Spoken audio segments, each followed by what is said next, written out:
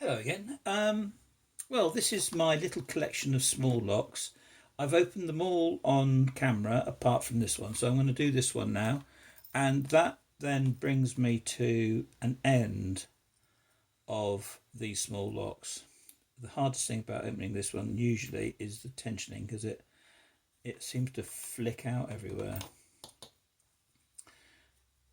Can't cut that. There we go. It's not difficult.